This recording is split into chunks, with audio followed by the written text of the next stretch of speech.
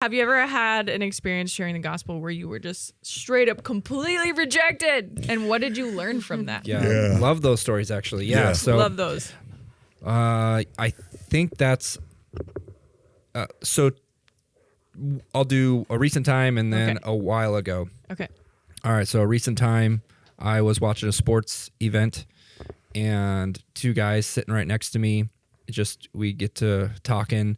I think that was a Wolves game and they were getting crushed. And so it was like, we got to talk about something because this like no one wants to be here. Yeah. So it was a great time for us just to vibe. And so they're asking me what I do. I'm sharing what I do. And I was with a friend of mine, Anders, and so I asked what they do. They didn't share much, and it like all of a sudden the conversation starts getting to like what I do. Like, tell us more about what you do. Yeah. And so I share the gospel, and ask them where they're at, and one guy responded positive, and the other guy, you could just tell he was slow to respond to anything. And it's a simple story really, because it ends with just like this one guy was like, hey, I'll join that Bible study that you talked about. Like, can I have your number? And then the other guy is just like, just not having any of it. So, I mean, that's that simple. Yeah.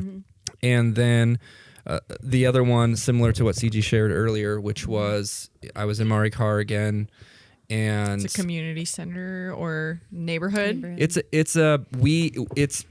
not officially on the map. It's called Mari Car Community Center, but there's multiple neighborhoods within it.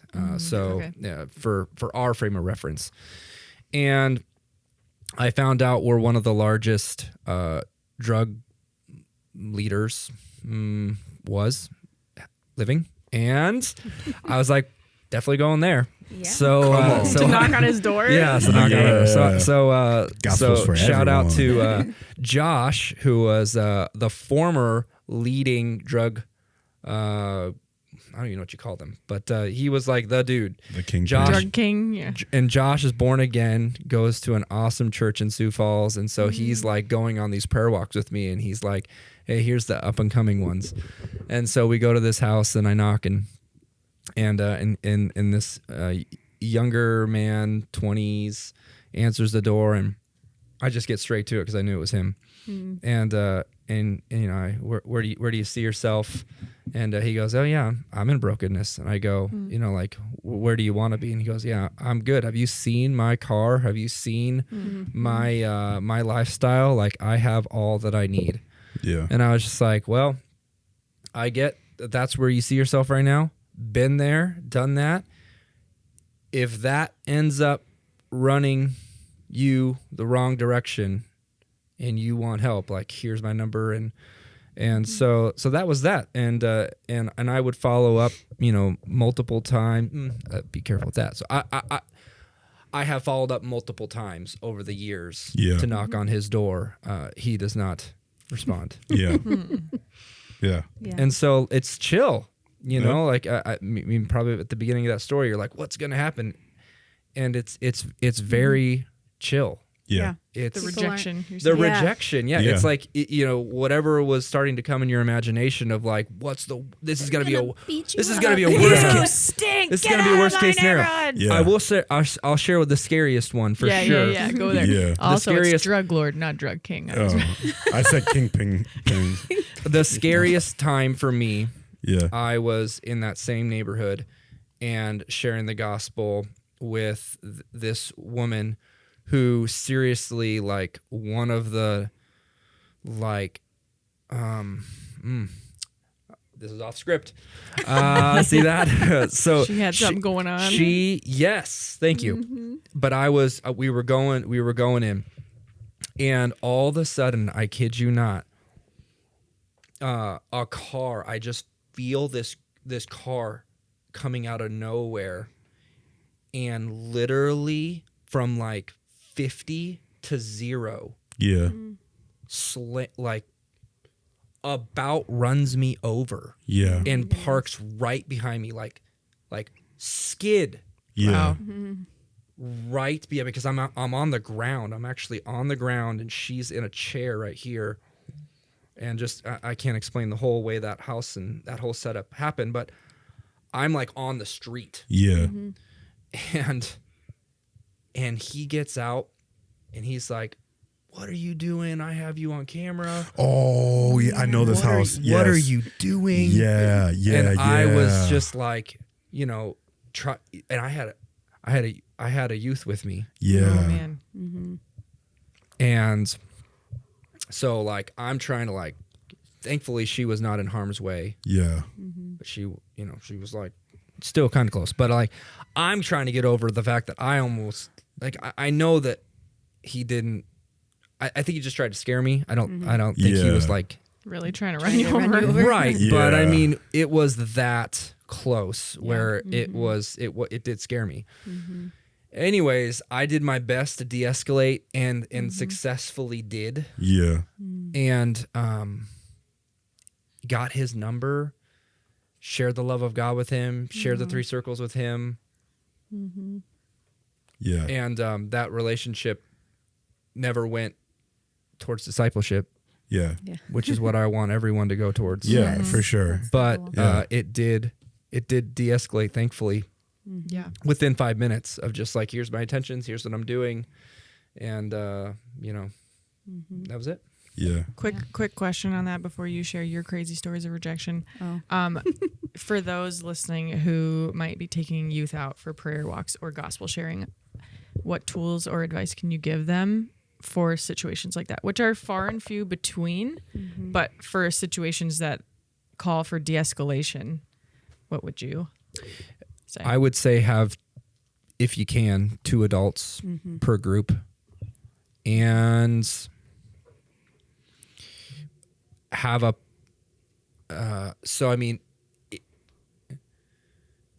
I think when I've gone in like now, since that's happened, so when I go to those places, I tell the youth like, hey, this is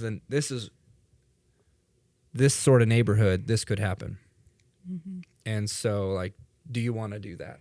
And their parents are aware as well. Their parents are aware that they're going to harder places in the neighborhood. Yeah. So yes.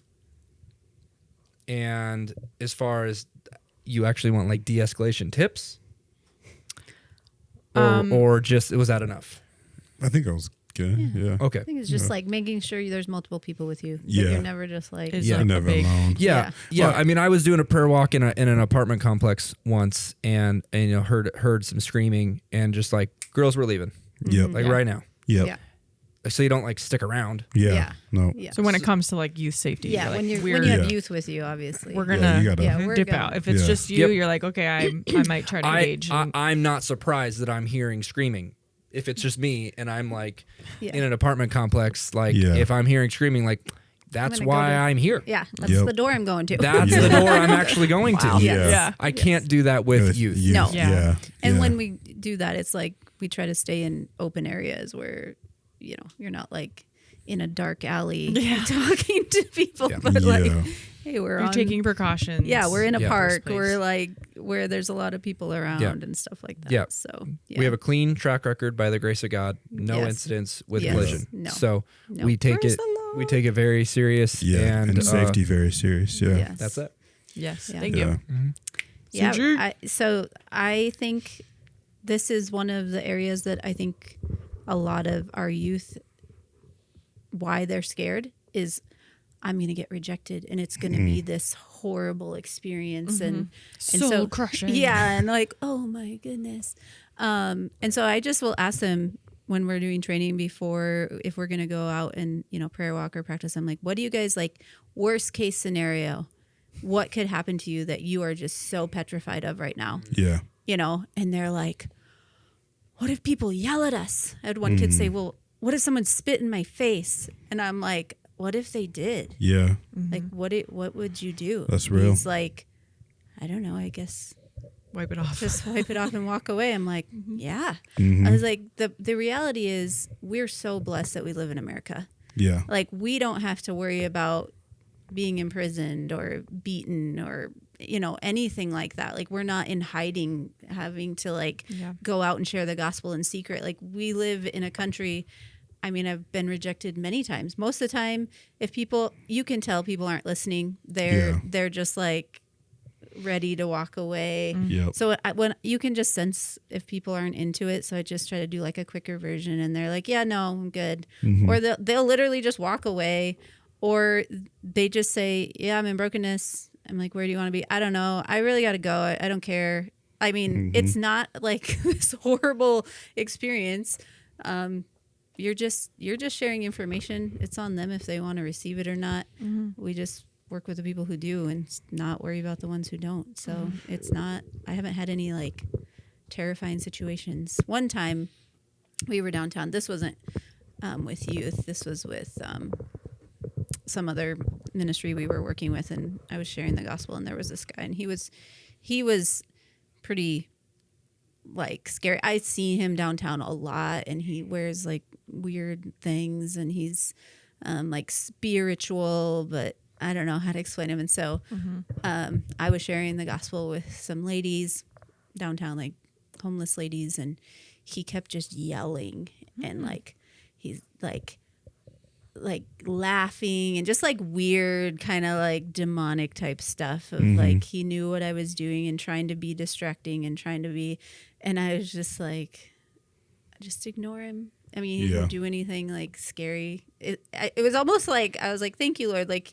he didn't come close enough. He was like a safe distance away, but it was like he was just trying to be annoying and distracting from there. But he didn't like come over or try to stop anything. So Yeah. just like whatever. So yeah, sorry, no fun, scary Rejection stories. is not Rejection's fun. not But fun, but it's not. It's that apparently scary. not as I bad think- as you think it I would be. think Yeah. I think part of it though is like, and I've heard this language of like they're not rejecting you, Exactly. like they're rejecting Jesus, and at Yes. the end of the day, like you can lead a horse to water, but you can't force that horse to drink Exactly. the water. And so it's like part of it is like stepping out of your comfort zone and saying, okay, like, and remembering that like, hey, they're not rejecting me. Like, there's people that have gone through a lot worse. There's people that have like died for the gospel. You know, we call them martyrs. And and so like it's like allowing the Holy Spirit to like give you that like strength, that peace, and just say, okay, hey, like I'm doing this for the Lord, so that more people can know the Lord. And so if I get rejected, hey, that's not on me.